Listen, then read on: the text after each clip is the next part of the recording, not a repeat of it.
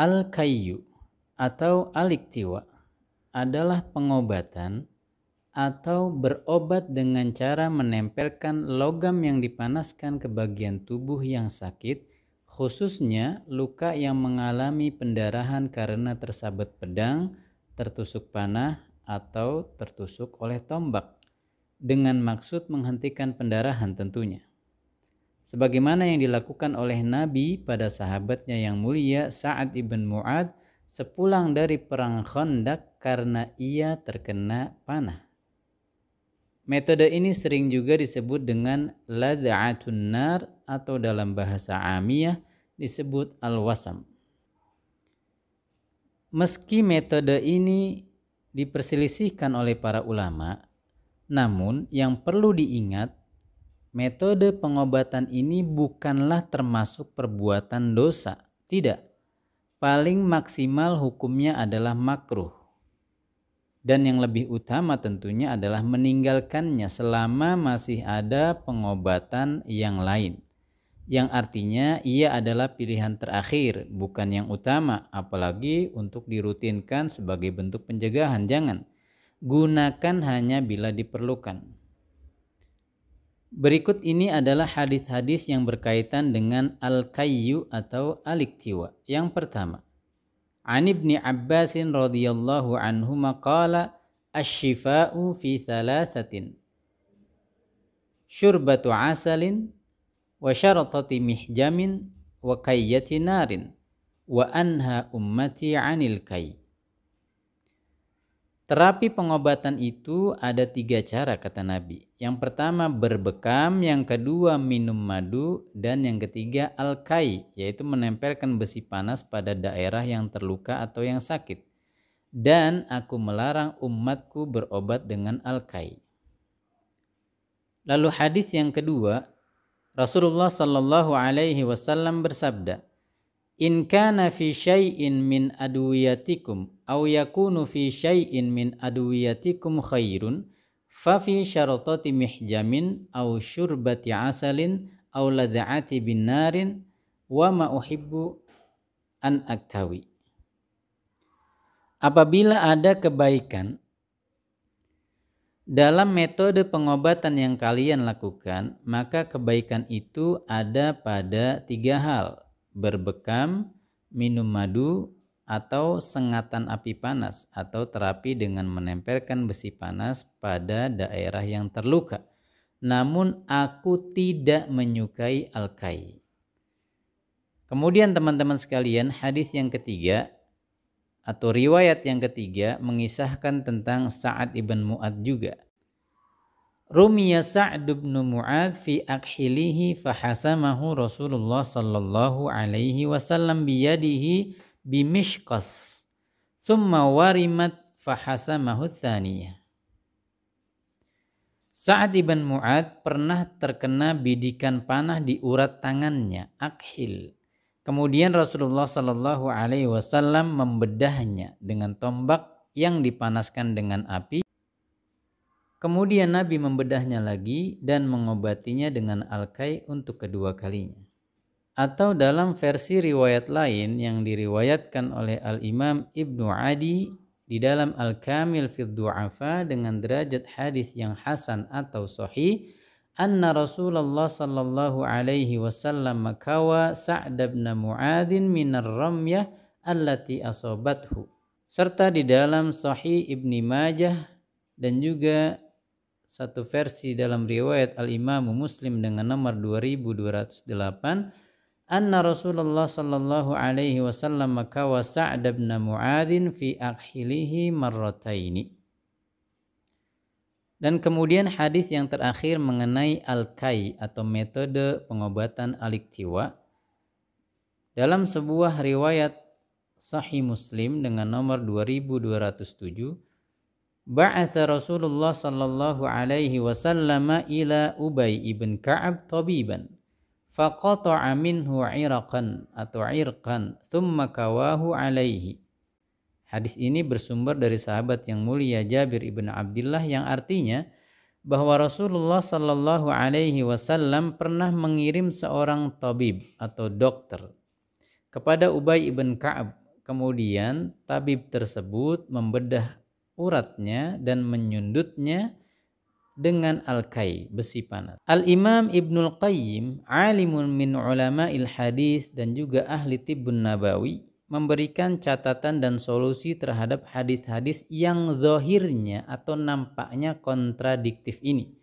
Beliau berkata, qad tadammanat ahaditsul kayyi arba'ata anwa'in ahaduha fa'alahu wathani adamu mahabbatihi lahu wathalithu athana'u ala man tarakahu warrabi'u an-nahyu anhu wala ta'arada bainaha bihamdillah fa inna fi'lahu yadullu ala jawazihi wa adamu mahabbatihi lahu la yadullu ala al-man'i minhu wa amma thana'u ala tarikihi fayadullu ala anna tarkahu awla wa afdal wa amma nahyu anhu fa'ala sabilil ikhtiyar wal karahati aw 'anil naw'i alladhi la yuhtaju ilaihi bal yuf'alu khaufan min hudutsid da'. Hadis-hadis tentang al-kai mencakup 4 hal. Yang pertama, bahwa Rasulullah Shallallahu Alaihi Wasallam melakukannya atau menggunakan al-kai dalam mengobati sahabatnya, sebagaimana di dalam hadis Ubay ibn Ka'ab tadi. Yang kedua, beliau kurang menyukai metode pengobatan al-kai ini. Yang ketiga, Rasulullah memuji orang yang mampu meninggalkan al-kai. Dan keempat, larangan beliau terhadap penggunaan al-kai. Dan ini bukanlah sebuah kontradiktif dalam sabda-sabda Rasulullah, walhamdulillah. Penggunaan al-kai oleh beliau untuk mengobati sahabatnya menunjukkan kebolehannya. Sedangkan ketidaksukaan beliau bukan menunjukkan larangan atau keharaman. Adapun pujian beliau terhadap orang yang meninggalkannya itu menunjukkan mana yang lebih afdol saja dan yang lebih utama. Sedangkan larangan beliau seperti dalam hadis Ibnu Abbas dalam Sahihil Bukhari dan hadis Imran ibn Husain itu berlaku jika memang ada pilihan pengobatan lain, alternatif lain, atau maksudnya larangan itu adalah makruh atau menggunakannya sebelum diperlukan, itulah yang dilarang. Seperti takut terjadinya suatu penyakit pada dirinya atau untuk pencegahan. Demikian kata beliau. Atau juga sebagaimana dijelaskan oleh para ulama mengenai larangan Nabi terhadap al-kai. Fayahtamil an yakuna dzalika min ajli annahum kanu yu'azzimuna amral kayyi wa yaqulun akhirud dawa'i al-kayyu. Wa yarawna annahu yahsimud da'a wa yubri'uhu fa idza lam yaf'al dzalika 'atiba sahibuhu wa hakadha fanahahum 'an dzalika idza kana al-'ilaju 'ala hadzal wajhi. Ada kemungkinan pelarangan Nabi ini terkait perilaku orang-orang di masa itu yang terlalu takjub dan bergantung pada pengobatan al-kai. Sehingga ada di antara mereka yang sampai berkata atau beranggapan bahwa obat pamungkas adalah al-kai. Dan jika tidak menggunakan al-kai maka luka akan membusuk.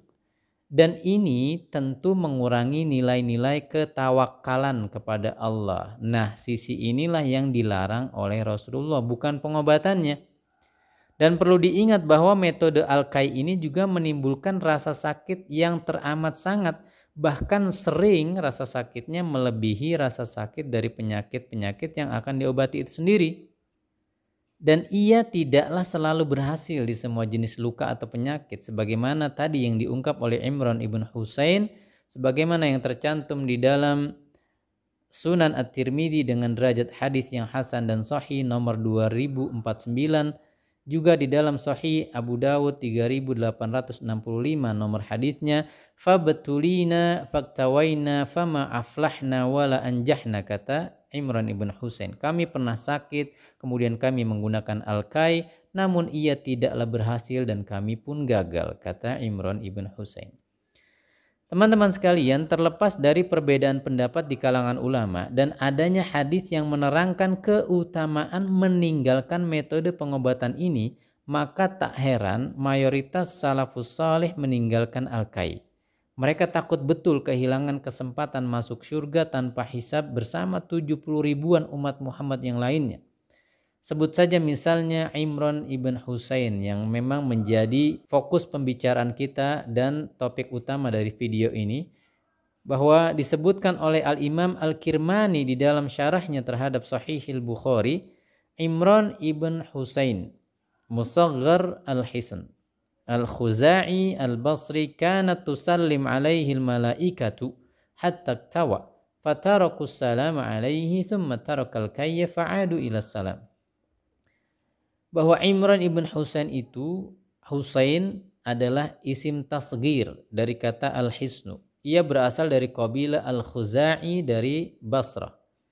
Dan salah satu karomah beliau adalah para malaikat selalu mengucapkan salam kepadanya. Dan pernah beliau sekali berobat dengan al-kai, lalu para malaikat berhenti menyalaminya. Lalu ia pun berhenti menggunakan al-kai dan malaikat pun kembali menyalaminya.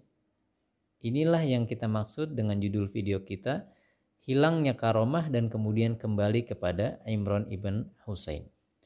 Juga disebutkan di dalam kitab Thamaratul Qulub karya Al-Imam Ats-Tsa'alabi, anna Imran ibn Husain kana tusafihuhul malaikatu wa ta'uduhu thumma iftaqadaha fa'ata Rasulullah sallallahu alaihi wasallam faqala ya Rasulullah inna rijalan kanu ya'tunani lam ara ahsana wujuhan wala atyaba arwahan minhum thumma qata'u anni faqala Rasulullah sallallahu alaihi wasallam asabaka jurhun fakunta taktumuhu qala ajal qala thumma adhartahu qala qad kana dhaka qala amala wallahi aqamta ala kitmanihi lazaratkal malaikatu ila antamut. Bahwa Imran ibn Husain dulu biasa disalami oleh para malaikat dan dijenguk. Lalu suatu hari ia merasa kehilangan, tak ada lagi yang menyalaminya dari kalangan malaikat. Ia pun bergegas mendatangi Nabi dan berkata, "Wahai Rasulullah, sungguh ada orang-orang yang selalu mendatangiku dan belum pernah aku lihat wajah-wajah seindah wajah mereka. Dan aura-aura mereka adalah aura yang paling positif. Tapi tiba-tiba mereka hilang, tak lagi mengunjungiku." Maka Nabi berkata, "Kamu pasti pernah terluka, lalu kamu menyembunyikannya. Namun kemudian kau menampakkannya dan mengobatinya," dengan al-kai maksudnya, "dan itulah penyebabnya mereka berhenti mendatangimu dan menyalamimu." "Benar wahai Rasulullah," kata Imran. "Demi Allah," kata Rasulullah, "jika kau terus menyembunyikan lukamu itu dan tidak mengobatinya dengan al-kai, maka mereka akan terus mengunjungimu dan memberikan salam kepadamu hingga kau wafat." Allahu Akbar. Seorang manusia, hamba, disalami, didatangi, dikunjungi oleh para malaikat. Barakallahu fikum. Wassalamualaikum warahmatullahi wabarakatuh.